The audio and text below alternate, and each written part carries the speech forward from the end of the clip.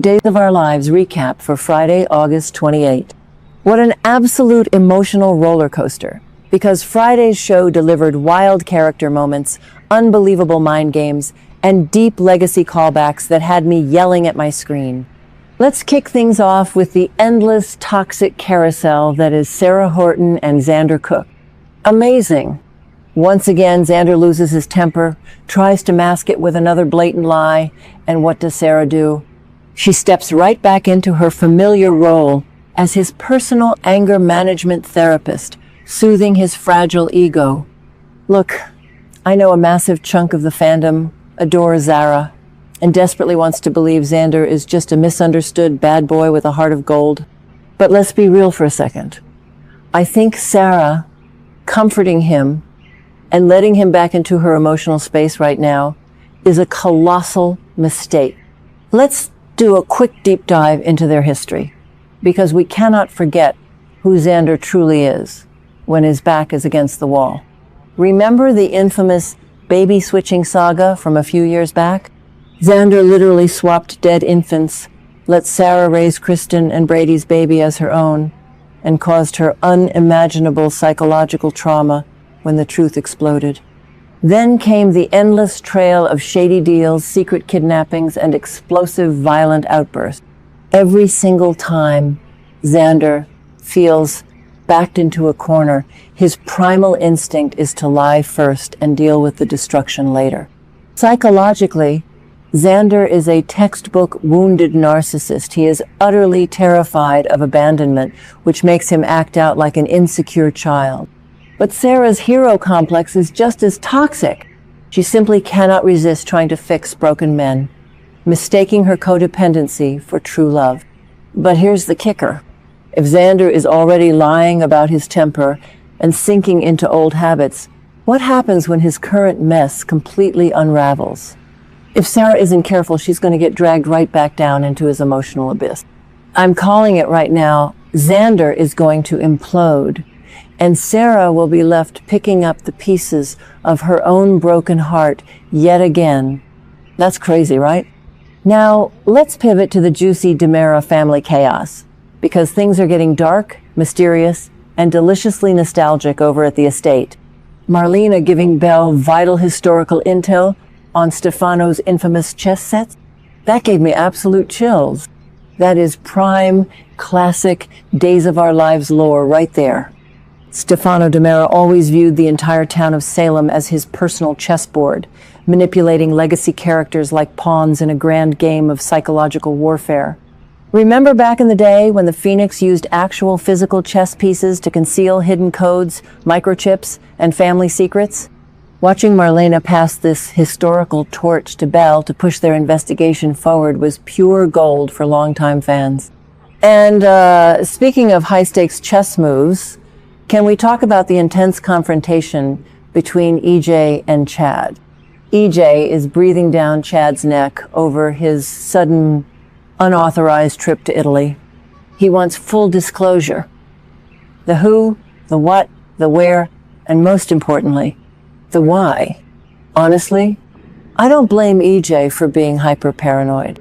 EJ DiMera is a man built on an intense need for control. Ever since he returned from the dead, he has been obsessed with solidifying his throne at DiMera Enterprises. Chad taking off for Italy without looping him in triggers every single alarm bell in EJ's paranoid mind. What is Chad really hunting for over in Italy? Is he tracking down an undiscovered piece of Stefano's estate? Or perhaps a dangerous secret that could completely dismantle EJ's authority? A lot of fans think Chad is just fleeing his personal drama, but I actually think Chad is playing a far more calculated game here.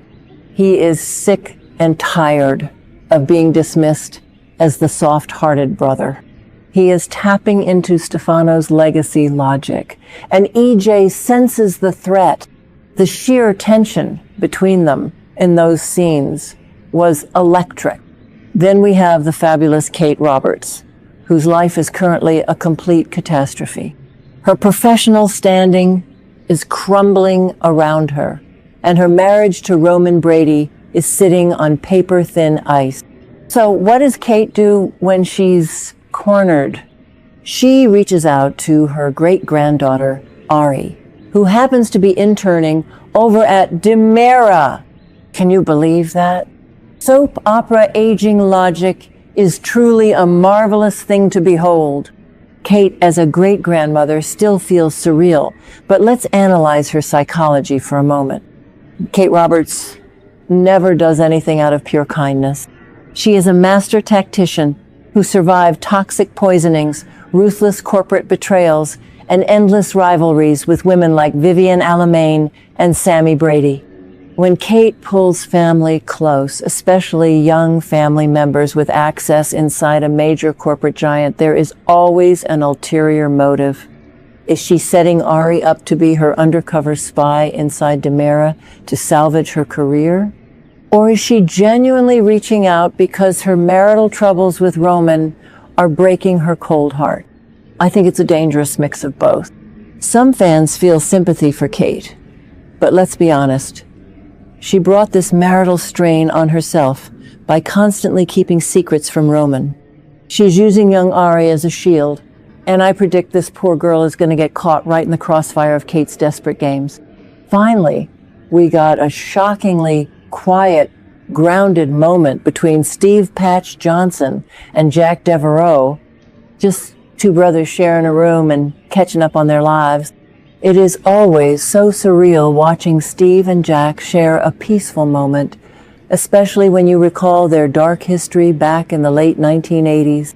Let's not gloss over history. Jack's arrival in Salem involved dark, terrible actions toward Kayla, and it took literally decades of deep character development, painful redemption arcs, and brotherly bonding for Steve and Jack to build this solid foundation of trust.